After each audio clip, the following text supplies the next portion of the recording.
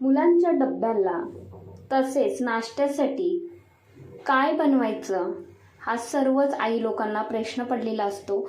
नमस्कार, सुहाणीज किचनमध्ये आपले स्वागत आहे. आज आपण मुलांच्या डब्यासाठी झटपट होणारी रेसिपी पाहणार आहोत.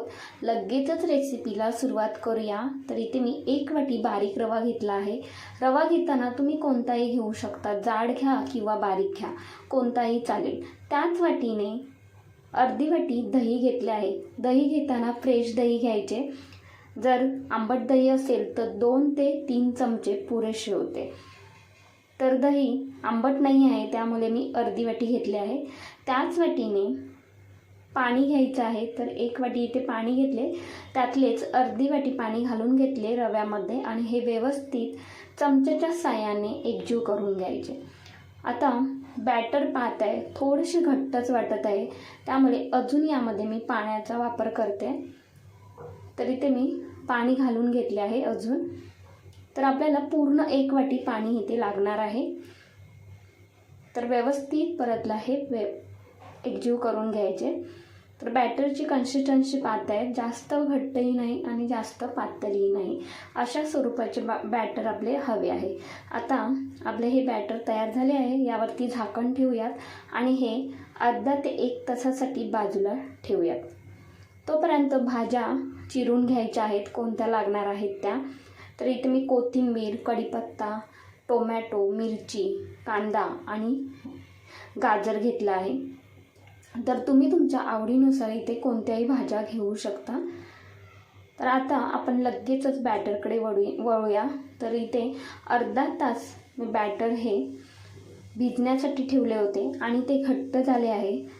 रव्यामध्ये पाणी आहे तर ते पाणी ॲब्झॉर्ब करून घेतो रवा, त्यामुळे पाणी घालताना थोडेसे जास्तीचे पाणी घालायचे. तर राहिलेले थोडेसे पाणी होते ते सुद्धा यामध्ये घालून घेतले. आता आपल्याला सर्व भाज्या आहेत त्या घालून घ्यायच्या आहेत. तर इथे मी गाजर किसून घेतला आहे, कांदा मीडियम साईजचा कापून घेतला बारीक, तो यामध्ये घालून घेतला. अर्धा टोमॅटो घातला आहे. 1 हिरवी मिरची, जास्त तिखटवाली आहे त्यामुळे कमीच घातली आहे. भरपूर सारी कोथिंबीर घालायची. यामध्ये तुम्हाला जर शिमला मिरची आवडत असेल तर तुम्ही यामध्ये शिमला मिरची घातलात तरीसुद्धा चालेल. अगदी हा पौष्टिक नाश्ता तयार होतो. व्यवस्थित एकजीव करून घ्यायचे चमच्याच्या साहाय्याने. आता यामध्ये आपल्याला एक फोडणी घालायची आहे. त्यासाठी फोडणी पात्रामध्ये 1 छोटा चमचा तेल घालून घेतले. तेल व्यवस्थित गरम करून घ्यायचे. त्यानंतर यामध्ये अर्धा चमचा मोहरी घालून घेतली. मोहरी व्यवस्थित तडतडू द्यायची. त्यानंतर कढीपत्ता हाताने बारीक करून घ्यायचा, तो यामध्ये घालून घ्यायचा आणि इथे मस्त अशी ही खमंग फोडणी आहे ती बॅटरमध्ये घालून घ्यायची. तर बॅटरमध्ये घालून घेतल्यानंतर चमच्याच्या साहाय्याने हे व्यवस्थित एकजीव करून घ्यायचे. अशा पद्धतीने तुम्ही नाश्ता हा बनवलात नसाल किंवा मुलांच्या डब्यासाठी हा नाश्ता एकदा नक्कीच बनवून द्या. मुले खुश होतील आणि नवीन काहीतरी म्हणून झटपट आणि पटपट खाऊन मोकळे होतील. चवीनुसार मीठ घालून घ्यायचे. व्यवस्थित परतला एकजीव करून घ्यायचे. व्यवस्थित एकजीव करून घेतल्यानंतर यामध्ये आपल्याला घालायचा आहे खायचा सोडा. तर इथे मी 2 चिमूटभर फक्त खायचा सोडा घालून घेणार आहे. तर तुम्ही इथे इनो जरी घातलात तरीसुद्धा चालणार आहे आणि हे व्यवस्थित एकजीव करून घ्यायचे चमचेच्या साहाय्याने.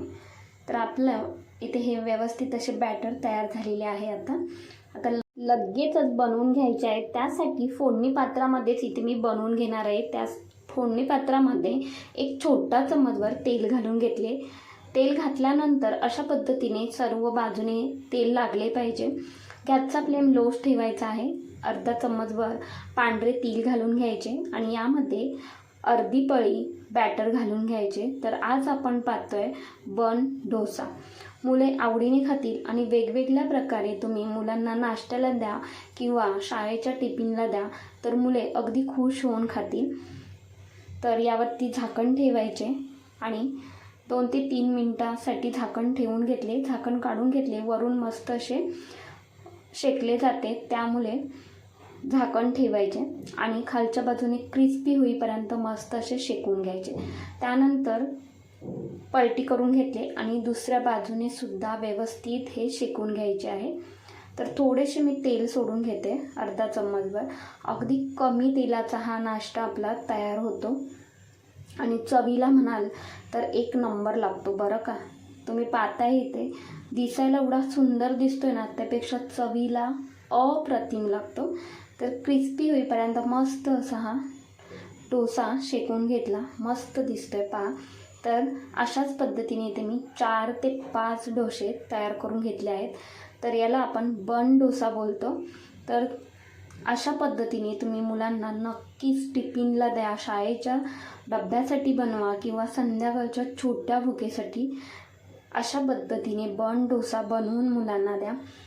तर पहा किती मस्त असा तयार झालेला आहे. रंग तर पाहताय तुम्ही, खूप सुंदर असा आलेला आहे.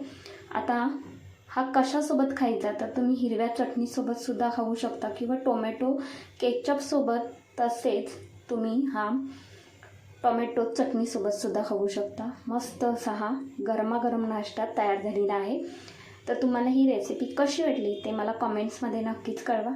आवडली असेल तर एक लाईक, शेअर, हाईप, तसेच सुहानीज किचनला सबस्क्राईब करायला अजिबात विसरू नका. धन्यवाद.